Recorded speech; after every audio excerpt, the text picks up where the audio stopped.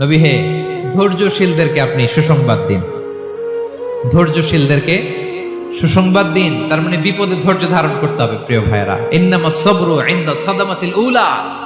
বিপদে আমরা অনেক সময় প্যানিক হয়ে যাই, অস্থির হয়ে যাই, কি করব, হতাশ না। মুমিনরা হতাশ হয় না, ধৈর্য ধারণ করে। কি করে? কি করে? ধৈর্য ধারণ করার শক্তি দাও গো মেহেরবান আমায়, দাও গো মেহেরবান। পড়েন, ধৈর্য ধারণ করার শক্তি দাও গো মেহেরবান আমায়, দাও গো মেহেরবান। সবাই বলুন একসাথে, ধৈর্য ধারণ করার শক্তি দাও গো মেহেরবান আমায়, দাও গো মেহেরবান। বুকের ভেতর ব্যথার নদী বইছে অবিরা, বইছে বইছে অবিরা। পড়ুন, ধৈর্য ধারণ করার শক্তি দাও গো মেহেরবান আমায়, দাও গো মেহেরবান। পড়েন আমিন। আল্লাহ যেন বিপদে আমাদেরকে ধৈর্য ধারণ করার তৌফিক দান করে। প্রিয় ভাইয়েরা, ধৈর্য এটা এমন একটা গাছ, যে গাছের সারা গায়ে কাটা, কিন্তু এই গাছের ফলটা বড় সুস্বাদু। আই রিপিট, আমি আবার বলছি, ধৈর্য এটা এমন একটা গাছ, যে গাছের সারা গায়ে কাটা, কিন্তু ফলটা বড় মিষ্টি, ফলটা বড় সুস্বাদু। সবাই ধৈর্য ধারণ করতে পারে না। বিষ্ণু ইসলামকে আল্লাহ তাআলা নানা সময় আশ্বস্ত করেছেন, সান্ত্বনা দিয়েছেন, আর ধৈর্যের বাণী শুনিয়েছেন। আল্লাহ বলেন, ফাসবির কামা সাবারা উলুল আজমি মিনার রাসূল। নবী হে, আপনার আগে দৃঢ় প্রত্যয়ী নবীরা যেরকম ধৈর্য ধারণ করেছে, আপনিও ধৈর্য ধারণ করুন। সূরাতুল মুজাম্মিল আল্লাহ তাআলা বলছেন, ওয়াসবির আলা মা ইয়াকুলুনা ওয়াহজুরহুম হাজরান জামিলা। ওরা যাই বলুক, আপনি ধৈর্য ধারণ করুন, ওদের কথাকে ইগনোর করুন। Just ignore what they are saying to you. যা বলে আপনি জাস্ট ইগনোর করেন। ওরা বিষ্ণু ঈসা ইসলামের মনোবলকে ভেঙে দেওয়ার জন্য কখনো বিষ্ণু ঈসা ইসলামকে কবি বলে গালি দিত। কবি কি বলতো? শায়ের। কখনো বলতো মজনুন, পাগল। নাউজুবিল্লাহ পড়বেন না? পাগল বলে গালি দিত। মাঝে মাঝে বলতো কাহিন, গণক। মাঝে মাঝে বিষ্ণু ঈসা ইসলামকে তারা বলতো আবতার, লেস কাটা। মুহাম্মদ, তোমার ছেলে নাই, তোমার বংশ নির্বংশ হয়ে গেছে, তোমার নাম নেয়ার মতো কেউ নাই। আহা, কপাল পোড়া। গোটা বিশ্বব্যাপী বিষ্ণু ঈসা ইসলামের সুনাম সুখ্যাতি ছড়িয়ে দিয়েছে কে? আকাশ বাতাস মাড়িয়ে, সাত আকাশ ছাড়িয়ে আল্লাহর আরশ পর্যন্ত আল্লাহ তাআলা বিষ্ণুনবীর সুনাম সুখ্যাতিকে সুউচ্চ করেছেন। ঠিক কিনা বলেন? ইগনোর করুন। আপনাকে কবি বলে, গণক বলে, আপনাকে পাগল বলে, আপনাকে লেসকাটা বলে, জাস্ট ইগনোর দেন। বর্তমান সময়েও নানা ধরনের ট্যাগ আমাদেরকেও দেয় কি দেয় না বলেন? দেয়। আমাদেরকে কি বলে? মৌলবাদী বলে, বলে বলে ওই যে রাজাকার বলে। রাজাকার রাজাকার খেলার দিন শেষ। মন মতো হইলে মুক্তিযোদ্ধা, মন মতো না হইলে রাজাকার, এই দিন শেষ। ওই দিন আর নাই। এই কার্ড দিয়ে আর খেলার দিন নাই। এগুলো মানুষ আর খায় না এখন, এগুলো গিলে না আর। সাধারণ মানুষ বড্ড সচেতন। দেখেন, কালের বিবর্তনে, সময়ের আবর্তনে একই পরিক্রমা আমাদেরকেও ট্যাগিং করে। আমাদেরকে মৌলবাদী বলে, ব্যাকডেটেড বলে, রাজাকার বলে, জঙ্গি বলে, যুদ্ধাপরাধী বলে। আছে না এরকম? ওয়াসবির আলা মা ইয়াকুলুন। নিজের সাথে মিলায় নেন, যা বলে ধৈর্য ধারণ করো। ওয়াহজুরহুম হাজরান জামিলা। জাস্ট ইগনোর দেন, ভালোভাবে ইগনোর করেন, খালাস, সালাম দিয়ে কেটে পড়েন। তাহলে প্রিয় ভাইরা, এই বিপদ আপদ আমাদের পিছু ছাড়বে না, পিছু ছাড়বে না। নবীদের পিছু ছাড়ে নাই, আমরা কোথায়? আমরা আর কি? বিপদ আমাদেরকে ধৈর্য ধারণ করতে হবে, মনোবল হারাইলে হবে না। দেখেন বিশ্বনবী কিভাবে আপনাদেরকে সান্ত্বনা দেয়। বিশ্বনবী বলেন, আজাবান লি আমরিল মুমিন। মুমিনের ব্যাপারটা বড় আশ্চর্যজনক। ফাইন্না আমরাহু কুল্লাহু লাহু খাইর। মুমিনের জীবনে যা ঘটে সবটাই খাইর, সবটাই কল্যাণ। ইন আসাবাতহু সাররাউ শাকারা ফাকানা খায়রাল্লাহ ওয়া ইন আসাবাতহু দাররাউ সাবারা ফাকানা খায়রাল্লাহ। মুমিনের জীবনে যদি সুখ আসে তাহলে মুমিন শুকরগুজার হয়, এটা তার জন্য ভালো। আর যদি মুমিন জীবনে দুঃখ আসে তাহলে সে সবর ইখতিয়ার করে, এটাও তার জন্য ভালো। সুবহানাল্লাহ। তাহলে দেখেন, আমরা হয় সুখে থাকি নয় দুঃখে থাকি, ঠিক কিনা বলেন? তাহলে সুখের সময় আমরা শুকর করি, কি করি? শুকরগুজার হই। শুকরিয়া করাও একটা ইবাদত, শুকরিয়া করাও কি? আর দুঃখের সময় আমরা সবর করি, সবর করাটাও একটা। তাহলে আমাদের পুরো জীবনটাই ইবাদত, পুরো জীবনটাই সুখের সময় শুকর আর দুঃখের সময় সবর। আওয়াজ করে বলেন, সুখের সময় শুকর আর দুঃখের সময়। এই দুই ইবাদত মুমিন জীবনে চলমান, কন্টিনিউয়াস, একটা উইন উইন সিচুয়েশন। কি বলেন? উইন উইন হয়ে গেল না? যেই পরিস্থিতিতেই থাকে আমাদের জন্য লাভ। আল্লাহু আকবার। তাহলে প্রিয় ভাইরা, এটাই জীবনের বাস্তবতা। সবর আমাদেরকে ইখতিয়ার করতে হবে, হতাশ হওয়া যাবে না। অনেকে আমরা অল্পতে হতাশ হই। এই যে আমরা ধৈর্য ধারণ করছি, এর ফল পাচ্ছি না? দীর্ঘ 1.5 দশক ধরে ধৈর্য ধারণ করছেন না আপনারা? এখন মুক্তি, স্বাধীনতা, বিজয় এনে দিয়েছে কে? ধৈর্য ধারণ করুন। ধৈর্যের যে ফলাফল, এটা বড় মিষ্টি। ধৈর্য এমন একটা গাছ, এই গাছের সারা গায়ে কাটা, কিন্তু এর ফলটা বড় সুস্বাদু, এর ফলটা বড় মিষ্টি। ধৈর্য ধারণ করার অভ্যাস করতে হবে প্রিয় ভাইরা। মুমিন হতাশ হয় না, হাল ছেড়ে দেয় না। মুমিন ভরসা রাখে একজনের উপর, তিনি কে? লা তাইআসু মির রাউহিল্লাহ ইন্নাহু লা ইয়াইআসু মির রাউহিল্লাহি ইল্লাল কওমুল কাফিরুন। আল্লাহর রহ থেকে, রহম থেকে নিরাশ হয়ে যাও না। কাফির ছাড়া, অকৃতজ্ঞ ছাড়া কেউ আল্লাহর রহ থেকে, আশা থেকে নিরাশ হয় না। শয়তানের সবচেয়ে বড় মিশন হলো আমাদেরকে হতাশ বানানো, এটা খেয়াল রাখবেন। শয়তানের সবচাইতে বড় মিশন কি? আমাদেরকে হতাশ করে দেয়া। হতাশ বানাইতে পারলে সে সাকসেসফুল, খুশি। কিন্তু আমরা এত সহজে হতাশ হই না, আমরা নিরাশ হই না, আমরা বিপদে হাল ছেড়ে দেই না। আমরা ভরসা রাখি এক মহান সত্তার উপর, তিনি কে? মনে থাকবে, বিপদ আসলে ভেঙে পড়বেন, ভিসা না হইলে কান্নাকাটি শুরু করবেন, ব্যবসায় লস হইলে হাউমাউ, হতাশ হবেন, ভেঙে পড়বেন। ধৈর্য ধারণ করব আমরা। আওয়াজ করে বলেন, আমরা কি করব? সবর। বিপদ ট্যাকেল দেওয়ার প্রথম স্টেপ হচ্ছে সবর, ধৈর্য ধারণ করতে হবে। ওয়াবাশশিরিস সাবিরিন, ধৈর্যশীলদেরকে সুসংবাদ দাও। বিপদ থেকে বাঁচার দ্বিতীয় স্টেপ হচ্ছে এই বিপদ থেকে উত্তরণের চেষ্টা করতে হবে। কন্টিনিউয়াস প্রচেষ্টা চালিয়ে যেতে হবে। ওয়াল্লাযীনা জাহাদু ফিনা লানাহদিয়ান্নাহুম সুবুলানা। যারা আমার রাস্তায় চেষ্টা করে, প্রচেষ্টা করে, স্ট্রাগল করে, তাদেরকে আমি পথ দেখিয়ে দেই, সুবুল দেখিয়ে দেই, ওয়ে আউট দেখায় দেই, এক্সিট দেখায় দেই। কোথাও আটকাবেন না আপনি, আপনাকে এক্সিট দেখাই দিবে কে?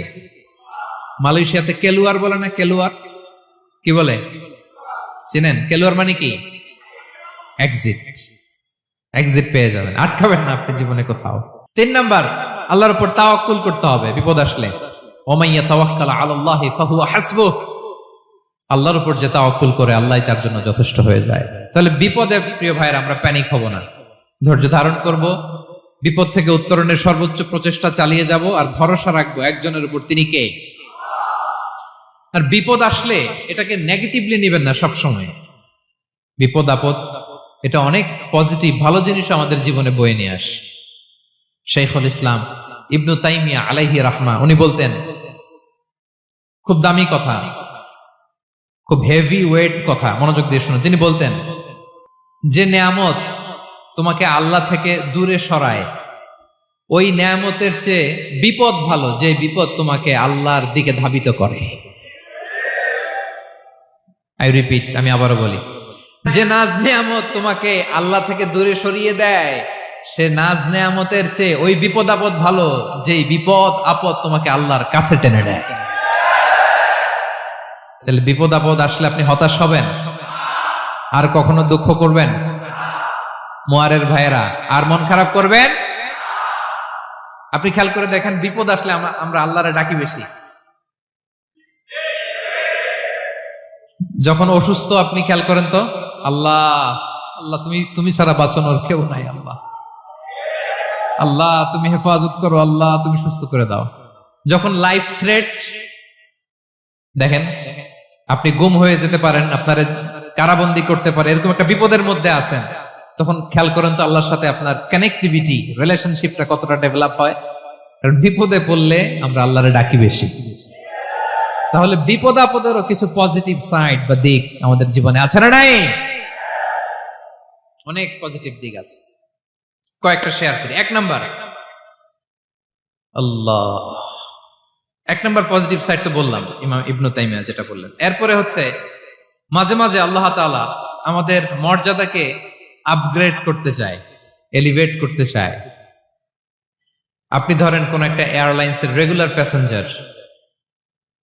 প্যাসেঞ্জার টিকিট কাটেন, মাঝে মাঝে হঠাৎ করে দেখবেন কাউন্টারে গেলে তারা বলে you are upgraded to business class, অথবা you are upgraded to first class.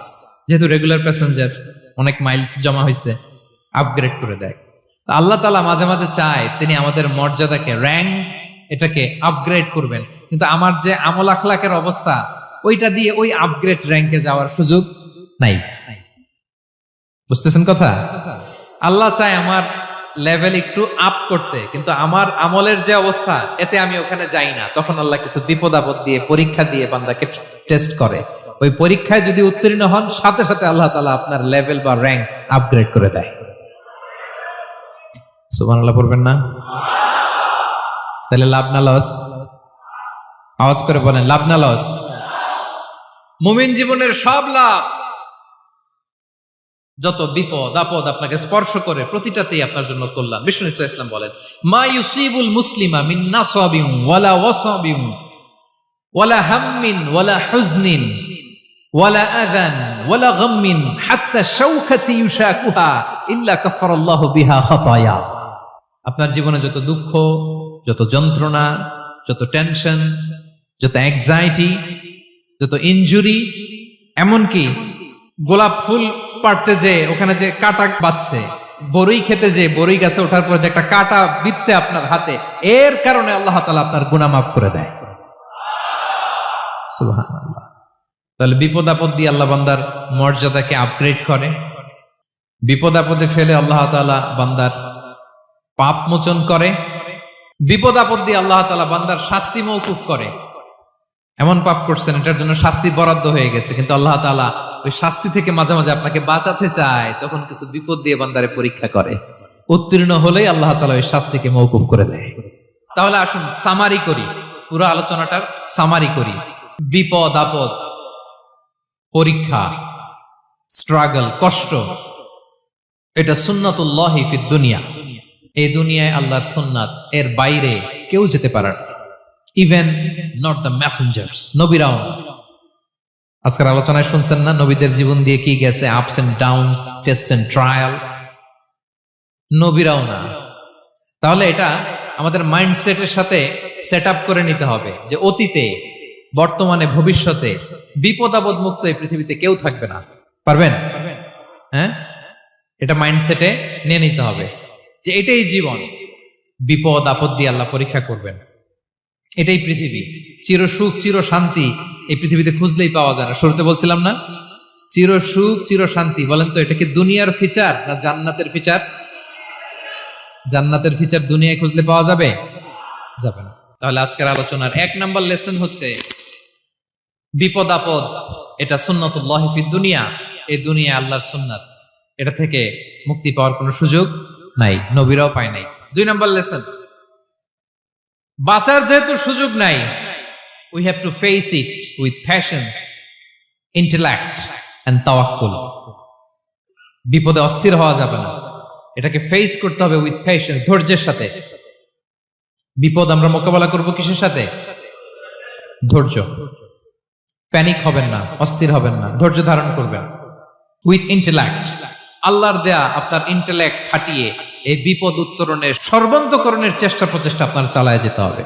আর সবশেষে আত-তাওয়াক্কুল আলাল্লাহ, ডিপেন্ডিং অন আল্লাহ, ভরসা করব কার উপর? আল্লাহর উপর। পারা যাবে তো? আচ্ছা, দুইটা লেসন গেল। 3 নাম্বার লেসন হচ্ছে আমাদের ছেলে মেয়েদেরকে we have to educate our child regarding the test and trial in this দুনিয়া। দুনিয়ার এই বিপদ আপদের ব্যাপারে আমাদের ছেলে মেয়েদেরকে শেখাতে হবে, বুঝাতে হবে। ওরা ছোট মানুষ তো অস্থির হয়ে যায়, আব্বু আমার সাথে কেন এমন হয়, আমারই শুধু পেন্সিল চুরি হয়, আমারই শুধু এটা হয়, আমি পরীক্ষায় খারাপ করি, আমি ব্যথা পাই, আমার এই আমার সেই। ছোট মানুষ তো বুঝে না। ওরা বুঝাইতে হবে যে বাবা, this is the essence of life, এটাই জীবন, এটাই কি এই লাইফ হ্যাকস গুলো তাদেরকে শেখাইতে হবে। ডোন্ট বি প্যানিক, প্যানিক হওয়া যাবে না। This is how life is design, এটাই জীবন, বিপদ আপদ আসবে, এটাকে মেনে নিতে হবে। ছেলে মেয়েদেরকে শিখাইতে হবে, তাহলে তারাও প্যানিক হবে না। পারবেন তো ইনশাআল্লাহ? আচ্ছা, 4 নাম্বার লেসন হচ্ছে যেটা আমরা জানলাম, এই বিপদ আপদ সবসময় আমাদের জন্য খারাপ না। সামটাইমস ইট ব্রিংস খায়ের for us if dealt properly. ঠিক মতো বিপদকে ডিল করতে পারলে এটা আসলে আমার জন্য আখেরে কল্যাণই বয়ে নিয়ে আসে। কি বলেন, তাই না? কল্যাণ বয়ে নিয়ে আসে। সব শেষ কথা হলো, আমরা যেন এই বিপদগুলোকে প্রপারলি ডিল করতে পারি, আমরা যেন সবর ইখতিয়ার করতে পারি। আল্লাহর কাছে চাইতে হবে, দোয়া করতে হবে, কারণ তৌফিক দেওয়ার মালিক কে? আল্লাহর কাছে যেন আমরা কায়মনোবাক্যে প্রার্থনা করতে পারি, আল্লাহ এই বিপদকে যেন আমরা ডিল করতে পারি উইথ সাবর, উইথ ইন্টেলেক্ট, উইথ তাওয়াক্কুল। আসল হাতিয়ার হচ্ছে এটা, দোয়া। আল্লাহর কাছে চাইবেন, মনোযোগের সাথে চাইবেন, আন্তরিকতার সাথে চাইবেন। উদউল্লাহ ওয়া আনতুম মুকিনুনা বিল ইজাবা। বিষ্ণু বলেন এমন ভাবে চাও যেন তুমি অনেকটা কনফার্ম যে তোমার দোয়া আল্লাহ কবুল করবেনই, এমন ভাবে চাও। অনেকে রোবোটিক দোয়া করে।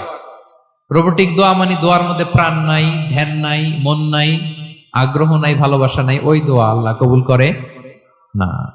মনোযোগ দিয়ে চাইতে হবে চাওয়ার মতো, তাহলে আল্লাহ তাআলার পক্ষ থেকে তৌফিক পাওয়া যাবে। পারা যাবে তো ইনশাআল্লাহ? আল্লাহ তাআলা আমাদের সবাইকে বিপদে আপদে ধৈর্য ধারণ করার তৌফিক দান করুক।